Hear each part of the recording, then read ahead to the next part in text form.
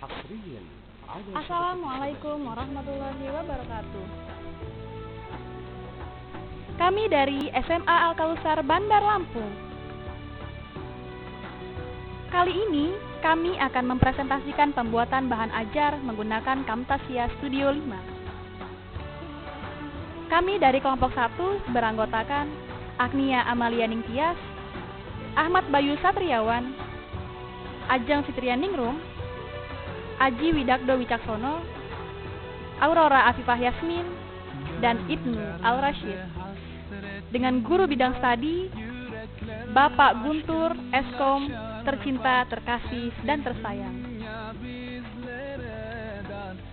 Kami akan menjelaskan mengenai prosesor.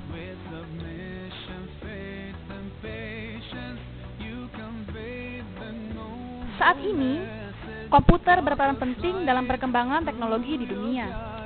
Hal ini dikarenakan komputer dapat membantu memudahkan pekerjaan manusia. Untuk itu, komponen yang ada di dalamnya pun haruslah dapat bekerja seoptimal mungkin guna mendapatkan kinerja komputer yang sesuai. Salah satu komponen dasar komputer tersebut adalah prosesor. Prosesor merupakan otak dan pusat pengendali komputer yang didukung oleh komponen lainnya. Oleh karena itu, teman, jenis dan kemampuannya pun sangat menentukan kecepatan komputer di dalam memproses data. Banyak terjadi perkembangan pada teknologi prosesor, juga berbagai merek dan jenis prosesor yang diminati.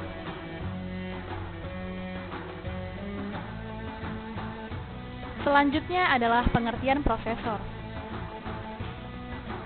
Prosesor adalah otak dari sebuah komputer. Semua perintah akan diproses oleh proses yang dilakukan dengan sistem bergantian. Biasa disebut CPU, prosesor membaca instruksi dari memori tentang apa yang harus dilakukannya dan mengeksekusinya. Prosesor dibuat dengan teknologi silikon.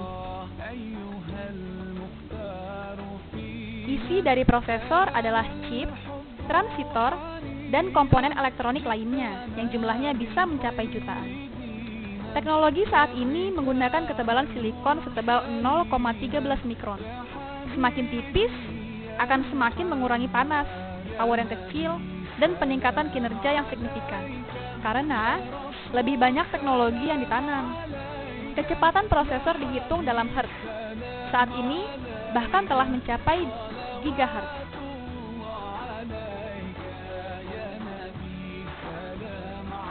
Yang selanjutnya adalah bagian terpenting dari prosesor.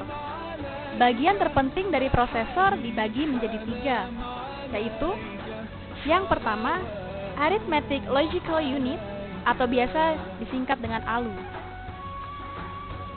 ALU adalah bagian yang berperan sebagai pusat perhitungan matematik untuk menjalankan semua perintah yang harus dilaksanakan oleh sebuah sistem komputer.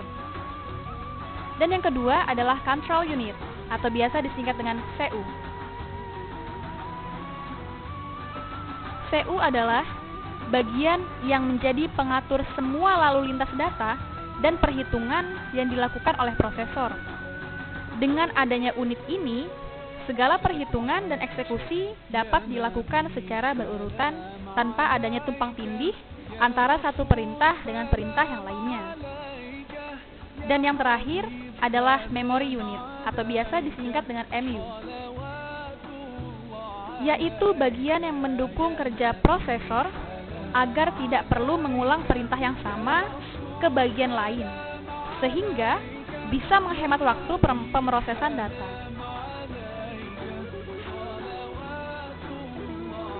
Yang selanjutnya adalah fungsi dari prosesor. Pada awalnya, prosesor hanya difungsikan untuk pengolahan aritmatika saja, seperti halnya kalkulator pada saat ini. Namun sekarang ini, prosesor telah bergeser fungsinya mengarah ke multimedia. Sebagai contoh, fungsi dari prosesor adalah ketika kita hendak menjalankan sebuah aplikasi seperti memutar lagu pada sebuah player seperti Winamp. Pertama-tama, tentunya kita mengklik icon Winamp untuk memainkan lagu yang kita inginkan. Ketika kita klik Winamp, Mouse memberikan sinyal kepada komputer melalui kabel mouse menuju mainboard. Kemudian, mainboard melalui jalur khusus. Sinyal tersebut diteruskan melalui sebuah jalur bus yang akan menuju ke memori utama. Setelah diregister di memori utama, baru kemudian diteruskan menuju prosesor untuk diolah sinyal yang dikirimkan tersebut. Setelah prosesor memproses sinyal tersebut, prosesor akan mengirimkan sinyal kembali kepada komponen-komponen lainnya yang diperlukan untuk menjalankan program Winamp tersebut, seperti hard disk, memori, dan sebagainya. Barulah program Winamp akan tampil di monitor kita.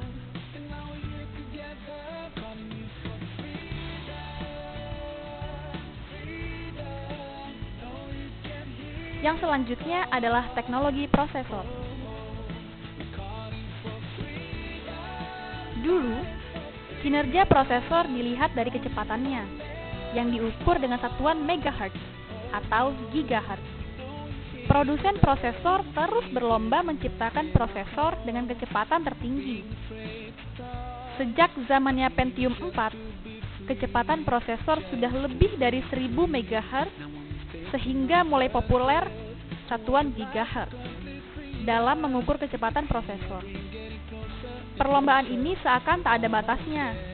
2 GHz terlampaui, 3 GHz terlampaui. Sampai saat ini, pada suatu titik di mana mulai terjadi keterbatasan dalam meningkatkan kecepatan prosesor. Limitasi yang paling sulit diatasi adalah temperatur. Semakin cepat prosesor, semakin tinggi panas yang dihasilkan. Semakin diperlukan sistem pendinginan yang lebih canggih. Limitasi lain adalah konsumsi daya. Semakin cepat prosesor, semakin banyak pula energi yang dibutuhkan untuk menjalankannya. Efisiensi lalu menukik tajam. Pada titik ini, para perancang prosesor mulai menciptakan ajang adu balap yang baru. Dalam hal ini, adu kinerja dan efisiensi prosesor.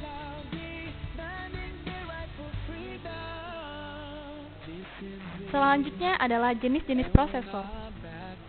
Yang pertama adalah prosesor Intel, prosesor AMD, prosesor Cyrix, prosesor Apple, prosesor VIA, prosesor IBM, dan prosesor IBC.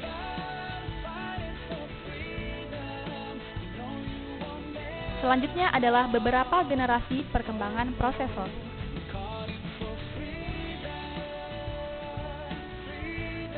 Yang pertama adalah perkembangan prosesor AMD, yaitu generasi prosesor 5x86 atau AMD 5K.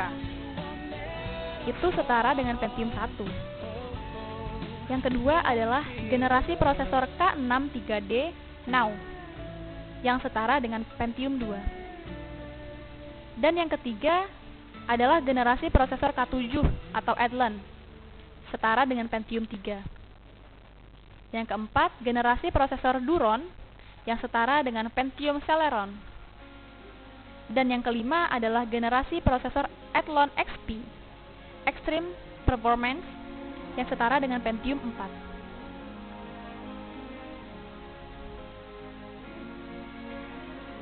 Berikut adalah beberapa gambar prosesor AMD.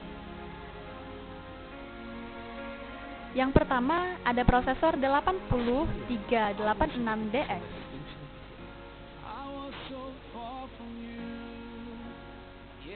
Yang kedua adalah prosesor AMD K63.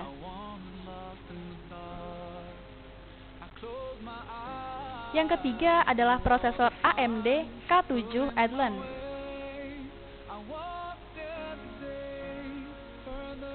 Dan yang terakhir adalah prosesor AMD Athlon 64.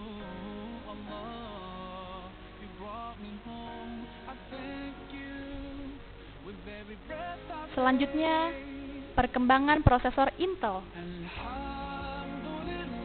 Yang pertama adalah generasi prosesor 8086 dan 8088. Yang kedua adalah generasi prosesor 8286 dengan kecepatan 6 dan 12 MHz. Yang ketiga adalah generasi prosesor 8386 dengan kecepatan 25, 33, 40, dan 50 MHz. Yang keempat adalah generasi prosesor 8586 dengan kecepatan 60, 75, 90, 100, 120, dan 133 MHz. Yang kelima adalah generasi prosesor Pentium 1 dengan kecepatan 60, 75, 90, 100, 120, dan 133.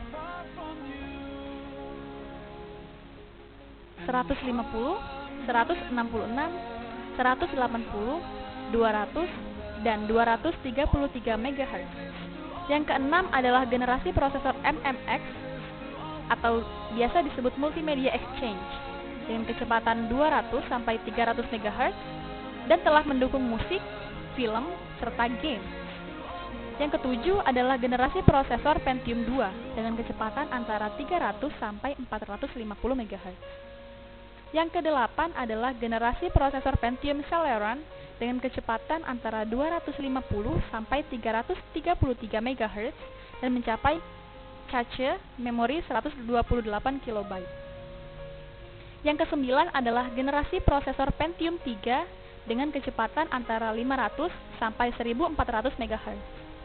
Yang ke-10 adalah generasi prosesor Pentium 3 Celeron dengan kecepatan 600 sampai 1300 MHz. Yang ke-11 adalah generasi prosesor Pentium 4 dengan kecepatan antara 1400 sampai 2800 MHz. Sedangkan untuk Pentium 4 terbaru mencapai 3 sampai 3,2 GHz.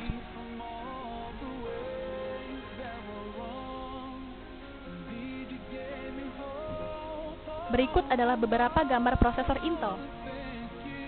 Yang pertama adalah mikroprosesor 8008.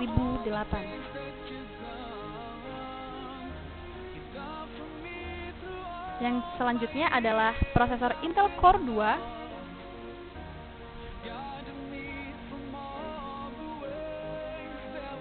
lalu prosesor Pentium 2,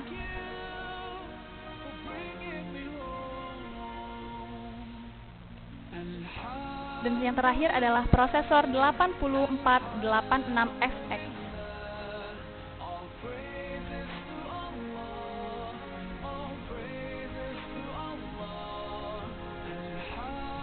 Yang ketiga adalah perkembangan prosesor Cyrix dan 6A. Yang pertama yaitu generasi prosesor Cyrix Media GX dengan kecepatan 120 sampai 200 MHz. Selanjutnya generasi prosesor Cyrix 6x86 dengan kecepatan 110 sampai 150 MHz. Yang ketiga generasi prosesor Cyrix M2 dengan kecepatan 180 sampai 233 MHz. Yang keempat, generasi prosesor Cyrix C3 dengan kecepatan 500 sampai 733 MHz. Yang terakhir adalah generasi prosesor 6A dengan kecepatan 1 GHz. Berikut adalah beberapa gambar dari prosesor perkembangan yang terakhir, yaitu ada prosesor Cyrix 486 SLC,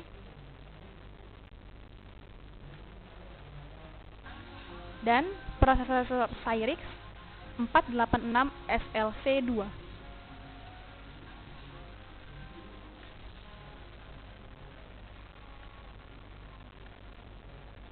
Terima kasih telah menyaksikan dan mendengarkan dengan seksama.